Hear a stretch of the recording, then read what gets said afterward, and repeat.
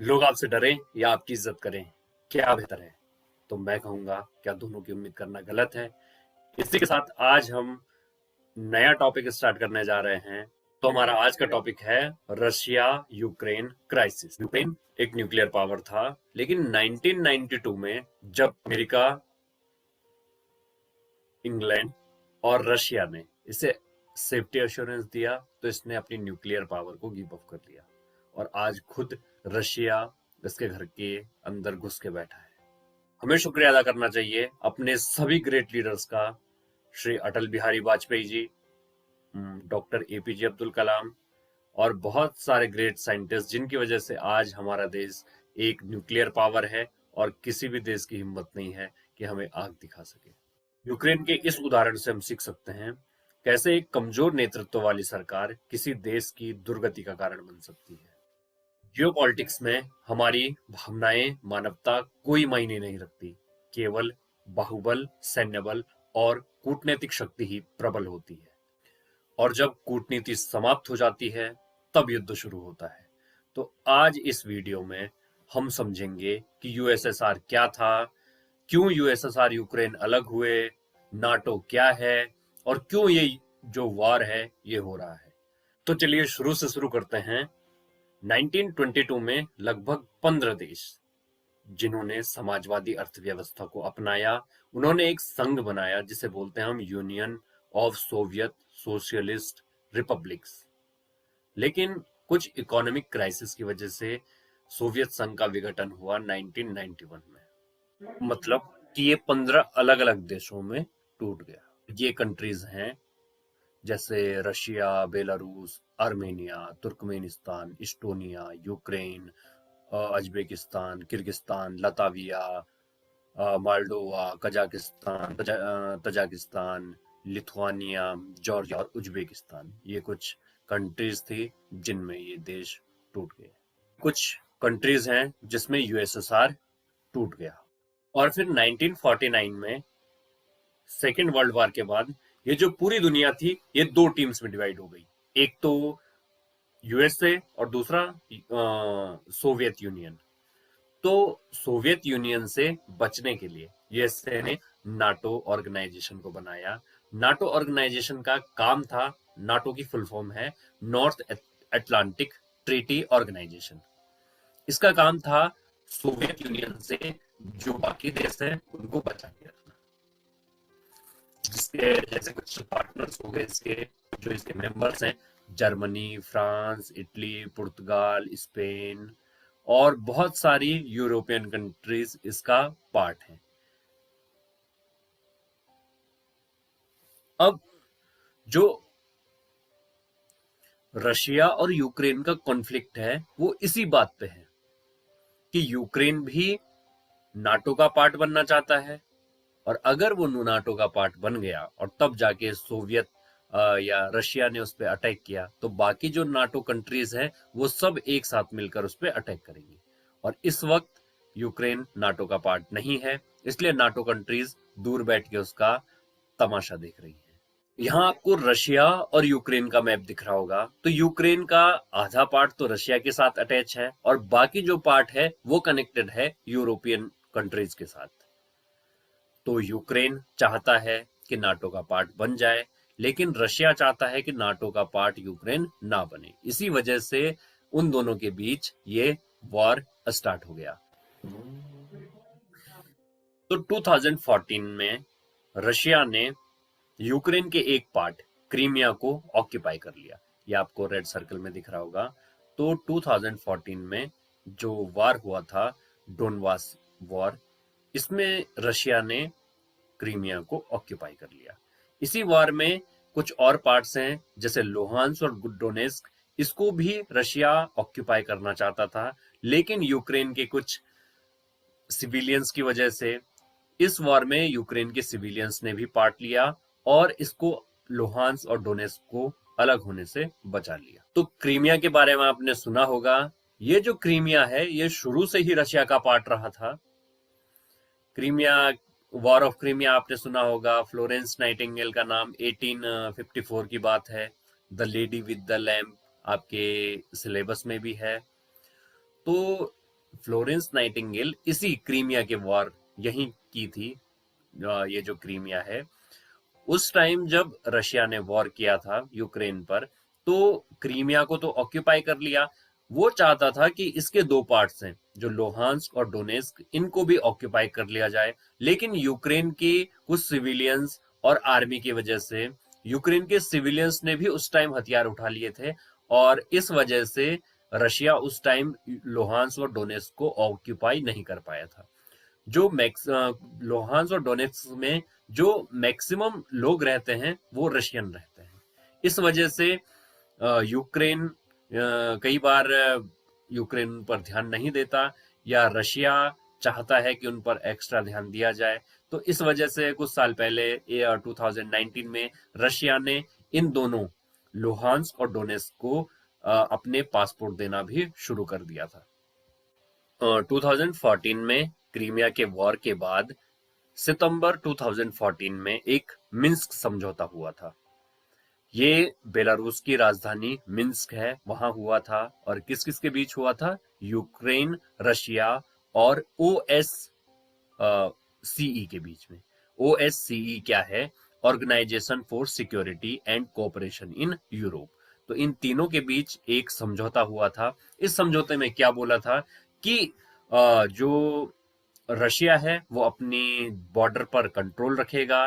तो रशिया ने बोला था कि यूक्रेन भी, जो उसके सिटीजन्स हैं, रिपब्लिक ऑफ लुहांस्क और रिपब्लिक ऑफ डोनेस्क, इन दोनों में जो रशियन कल्चर है उसका ध्यान रखा जाए। यही है मिन्स्क समझौता। और फिर नवंबर 2021 में रशिया ने अपनी ट्रूप्स को बॉर्डर पर तैनात करना शुरू कर दिया, और 28 नवंबर तक आते आते लगभग 1 लाख आर्मी बॉर्डर के आसपास लग गई, जो कि आपको बेलारूस, रशिया और क्रीमिया में देखने को नजर आ सकती है। फिर उसके बाद उसके कुछ ही महीने बाद अमेरिका को इस बात का पता चल गया। तो जो बिडेन ने पूरी दुनिया को ये मैसेज दिया कि 16 अक्टूबर की डेट तक रशिया अटैक कर सकता है यूक्रेन पर रशिया ने वेट किया चाइना के विंटर ओलंपिक खत्म होने का, जो 20 फरवरी को खत्म हुए। और 20 फरवरी को जैसे ही विंटर ओलंपिक खत्म हुए, रशिया ने यूक्रेन पर अटैक कर दिया, और लगभग 3 लाख ट्रूप्स के साथ यूक्रेन पर अटैक कर दिया।